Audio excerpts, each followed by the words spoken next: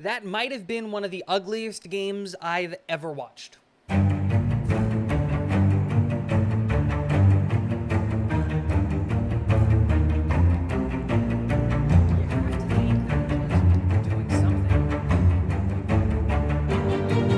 What is going on, guys? Welcome back to Talking Jets with Tigo. My name is Tigo, and today we're going to be talking about the New York Jets beating the Denver Broncos in Denver again, 31-21.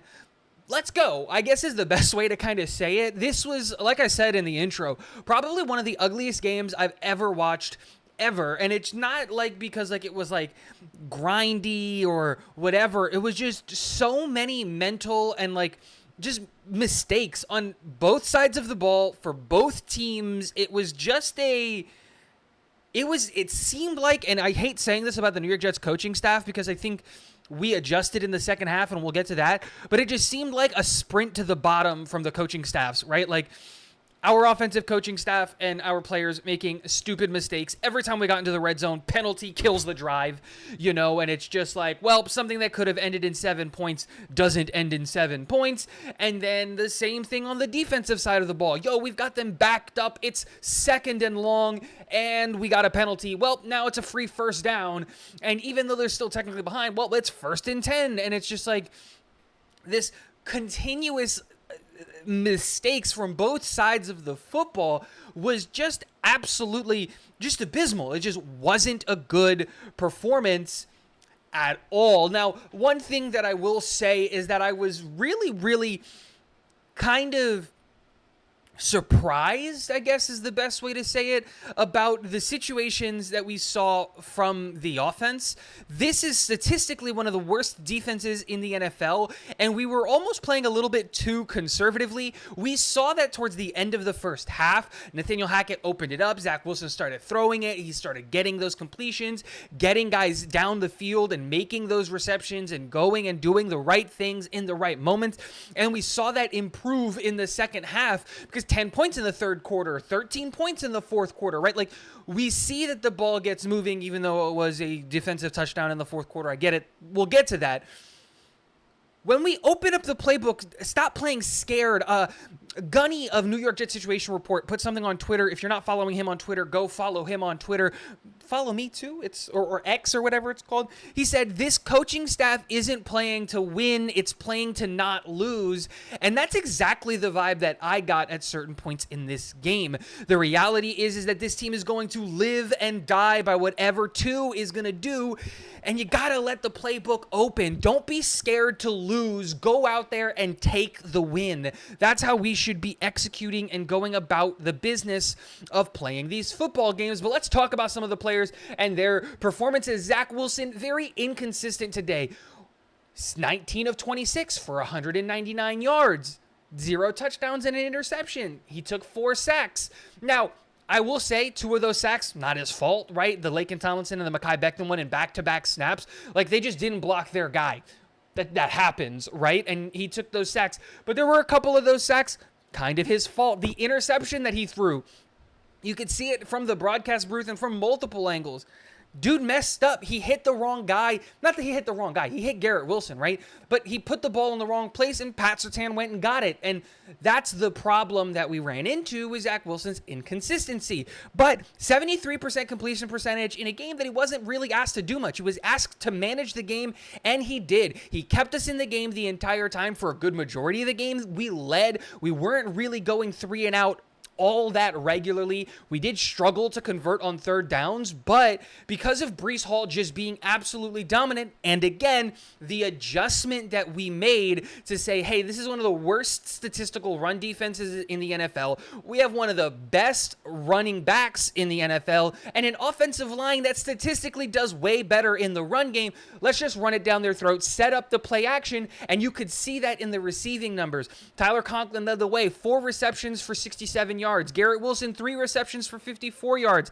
Allen Lazard, 3 receptions for 33 yards. All 3 of our top 3 receivers or pass catchers in the game were averaging over 10 yards per reception, which is incredible. You know, this is exactly what Aaron Rodgers likes to do at or behind the line of scrimmage on early downs, and when obviously like we're running the ball, and then you're taking shots downfield when you've earned that ability. And that's what we're seeing from Zach Wilson, Nathaniel Hackett, and the adjustments that they're making on the offensive side of the ball. Again, we started off really slowly, and that's a problem that I continue to see with this team, and I continue to see with this defense, because this team Denver only really scored points in the first half, and it was because our defense didn't get going at all. It seemed like almost all of our 4 sacks came in the second half. It seemed like all of our defensive stops came in the second half. I think Russell Wilson had a total of like 9 or 10 yards before the fourth quarter, like in the second half, before like we were just giving him the underneath stuff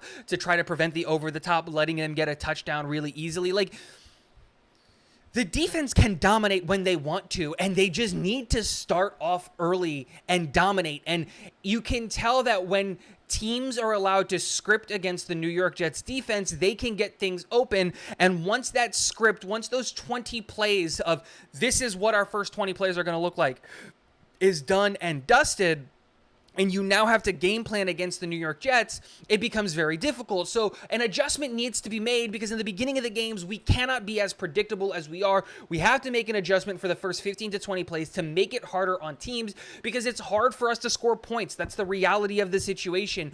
Zach Wilson hasn't proven that he's gotten all that much better. He is a much better quarterback than what we saw last year. There's 2 games where, you know, he's played really, really well. Obviously, this game is not as good as the Kansas City Chiefs game, but it's besides the point. It's still a better performance than what I expected from Zach.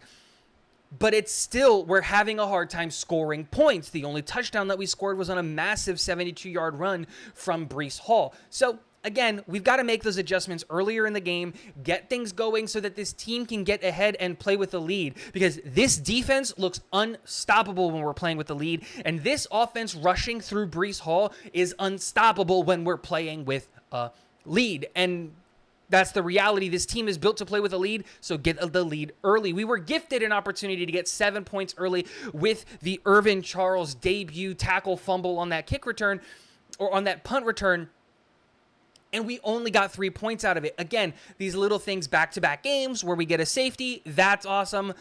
Bryce Huff is absolutely insane. 1 sack and 2 QB hits out of him. Jermaine Johnson continues to play exceptionally well. 1 sack and a QB hit, which was a forced fumble out of him, which was awesome. Quincy Williams I think Quincy Williams has been the best player for the New York Jets defense this year.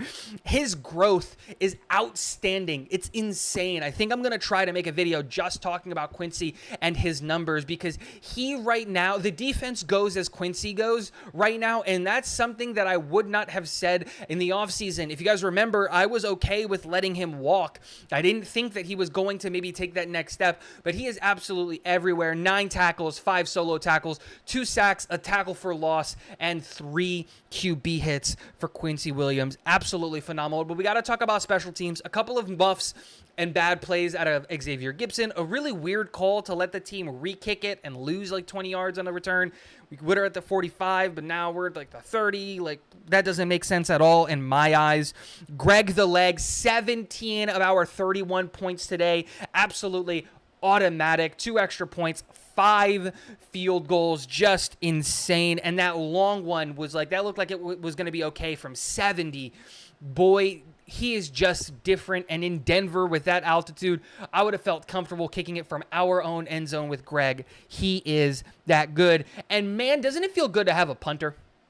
Thomas Morstead is so good, pinning the team constantly in their own zone, making it impossible for Russell Wilson to get going. And then ultimately, and I think the biggest thing that you take away from this game is, hey, Sean Payton, shut up, right? You're 1-4. You're 1-4. Dude, the only team that you beat was the team going for the number 1 overall pick, and you barely beat the Bears? Keep my coaches' names out your mouth. Keep my team out your mouth. Enjoy the dumpster fire that is the Denver Donkeys. And that's what they're going to be called as long as you're the head coach. Be better. Russell Wilson should probably never cook ever again. Jets win. Man, we've got a long week ahead of us because I think our next game is against the Eagles, and the Eagles are the Eagles. That's going to be a tough game. But hey, 2-4 going into the bye is not that bad, and the Eagles have not looked undefeatable. They've looked human.